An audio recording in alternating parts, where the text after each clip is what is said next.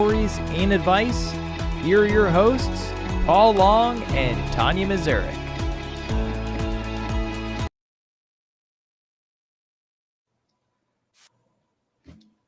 Welcome to SBA Today for the week of January 28th. As always, I'm your host, Paul, and I'm joined here with my lovely co-host, Tanya.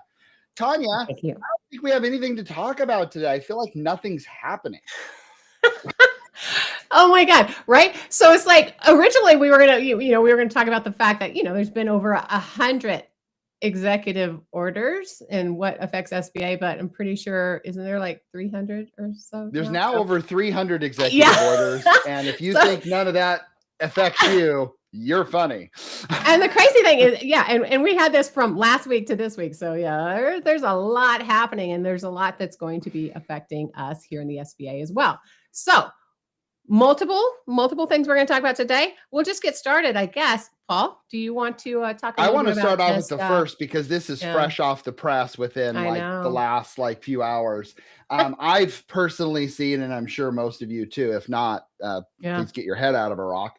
But on the news, it says White House Budget Office suspends federal financial aid programs.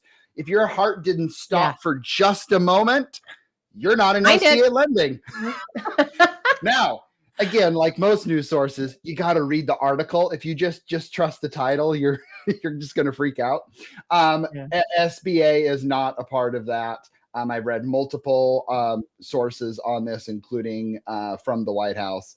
SBA is not a part of that. So you all can chill a little bit because that would be a real big problem. So that's our top news this morning is don't worry about it.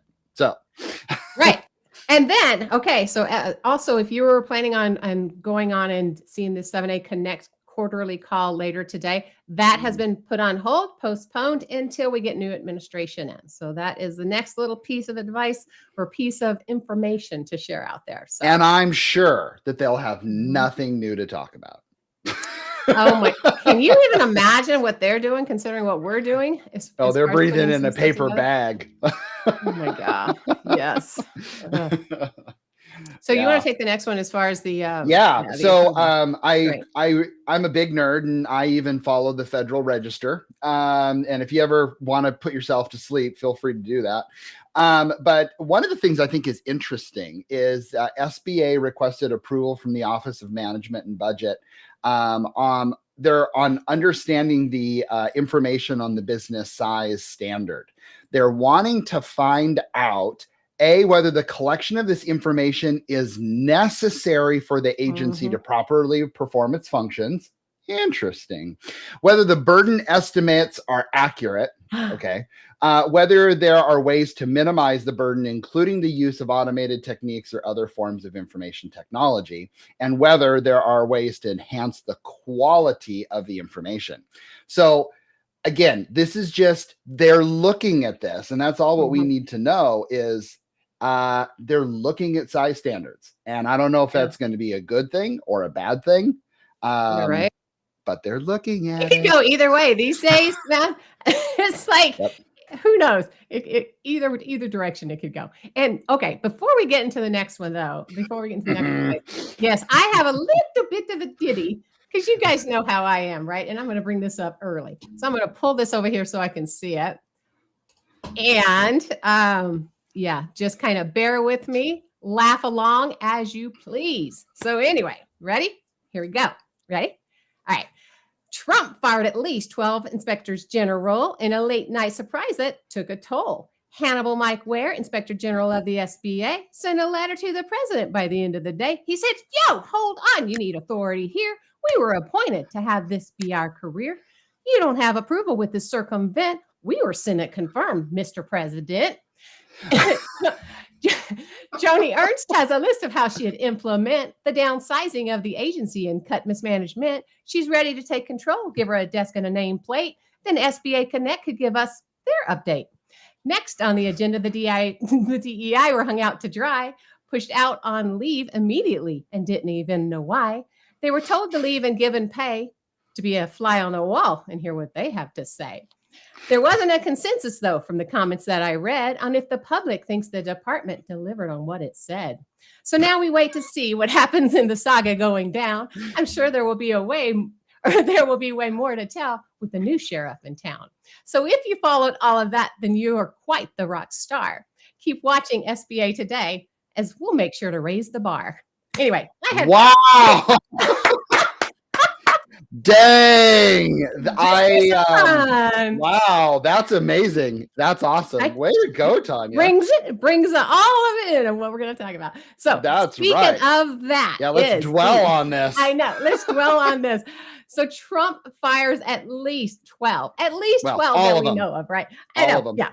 Well, that's okay. Yeah. General or inspectors general in a late night purge. Yeah, there's now 74 inspectors general throughout the executive branch, although only 36 of them were Senate confirmed, but now they're all gone. Yep. And I think we have a quick little video. MSNBC actually interviewed Mike Ware yesterday. And joining us now is Cannibal Mike Ware. He is the fired inspector general of the Small Business Administration, and this is his first interview since he was fired. Mike, we appreciate you joining us. I know you were appointed during Trump's first term, unanimously confirmed by the Senate.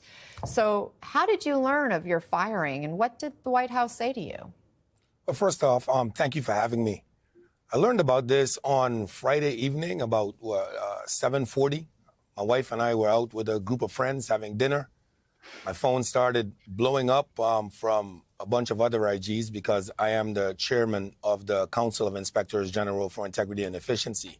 So I went outside to take the call, and one of them notified me that they had received an email notifying them that they were fired immediately. And so I said, oh, that's a shame. I said, well, let me check my email, and noticed that I was on there as well. And then, of course, the calls started to pour in.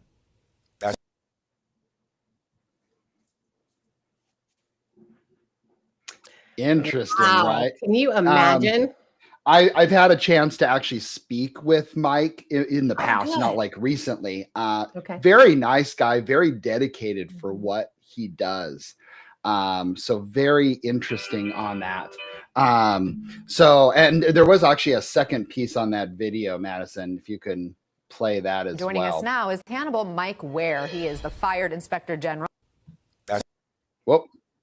We have a $26 return on investment. Okay, that's okay. There was a second part. IG Cancel it. In my office at SBA alone, over the past 5 years, we have a return on investment of over $50 for every dollar spent on us. So what is being stripped away is an independent way to provide the type of protections and the type of transparency that every American citizen decides. So, yeah, I thought that was a very interesting quote that I wanted him to share on there. Right. I mean, for every dollar they spend, they get $50 back. I mean, that's pretty good because let's be real. They probably spend a lot of money. Well, and you know what I think a lot of people don't know is what this position actually was created for. It was created, back in 1978 as part of the post-Watergate, y'all, scandal, right? In order to I guess, put in independent watchdogs, right? So that they can look at federal agencies and departments, and I think have a check and balance too. Right. And part of that check and balance is they have to give Congress 30 days notice and detailed reasons before removing them. Well, or do they? I mean,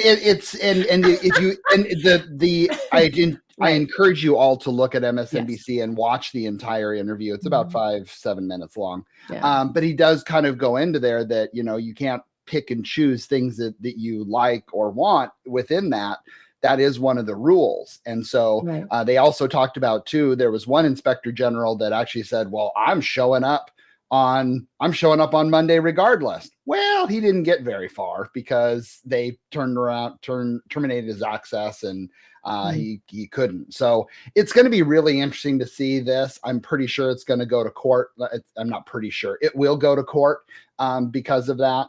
Definitely. So it'll be interesting to see what happens, but we Right. definitely need, inspector generals or Inspector Gadget, as Ray calls them, in order to make sure that we are actually, doing those things correctly. So, Mike, I wish you the best, and I sure hope that, Yes. to be honest, you come back.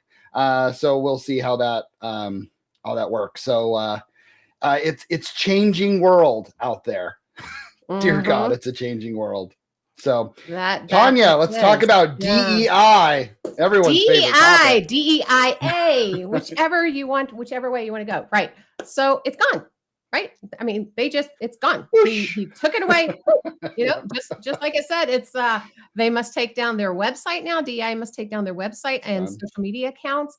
They are all on leave with pay currently, but they are sent on leave.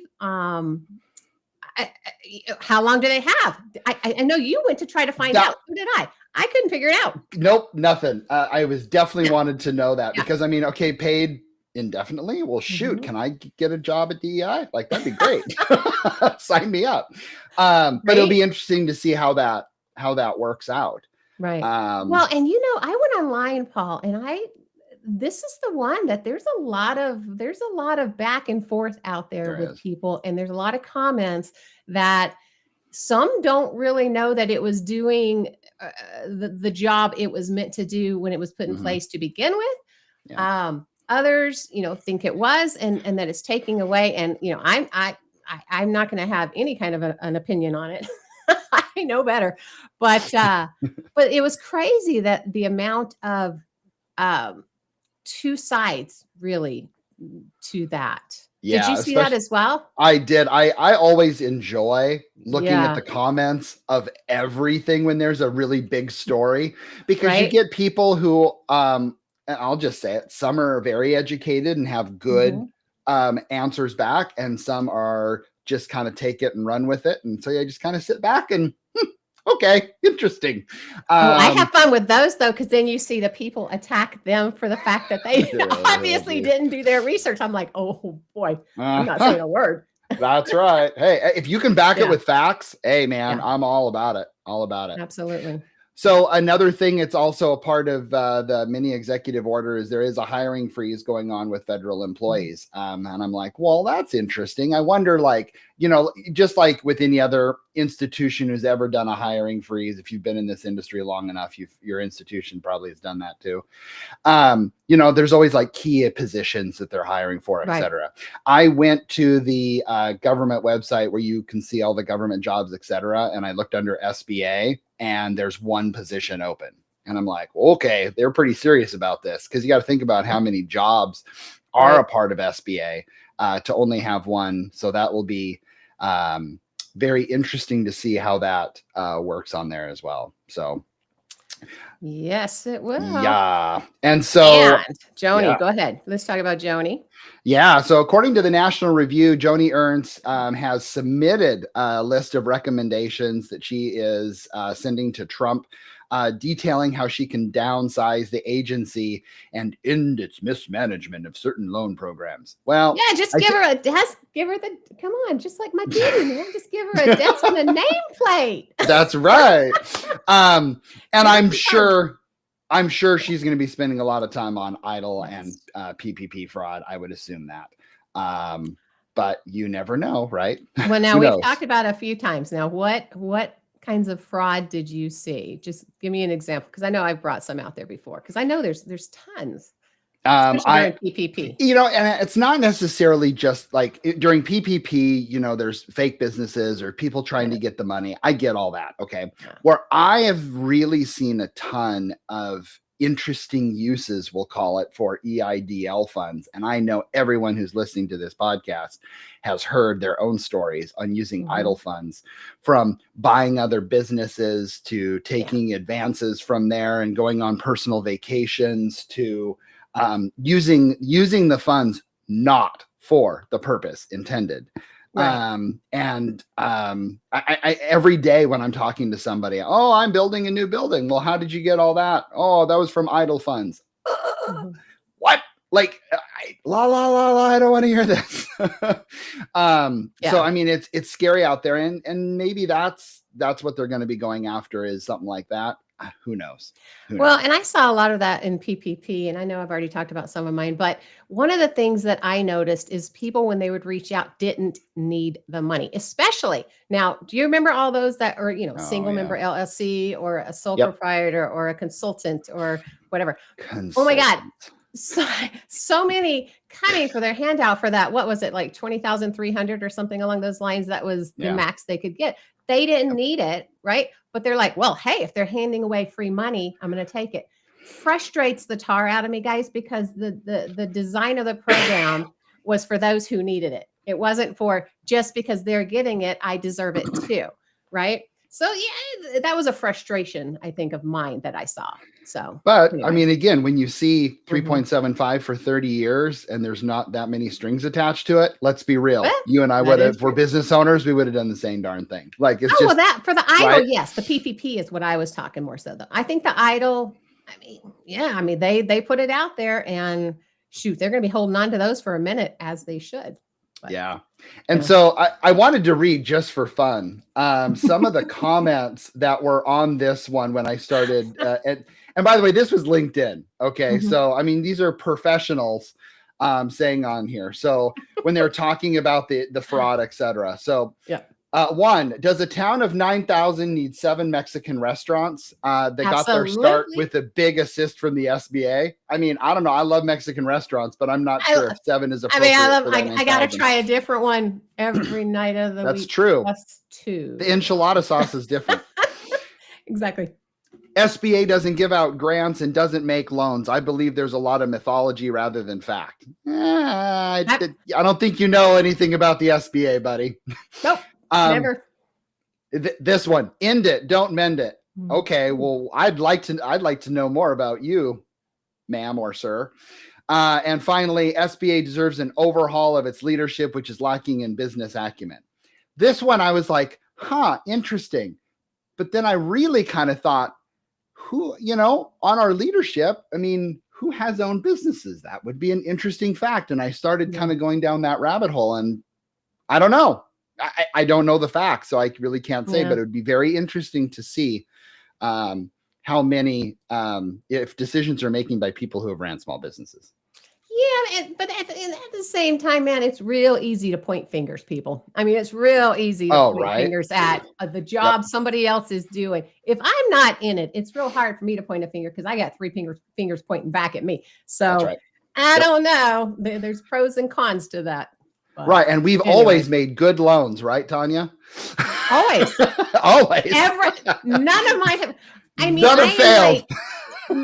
My belly hurts right now because I literally have some. I adore them, and it's failing, and there's not a daggum thing anybody can do about it. We've done everything that we possibly can. It's just, unfortunately, I think COVID downhill for that because it was a restaurant. But what do you do?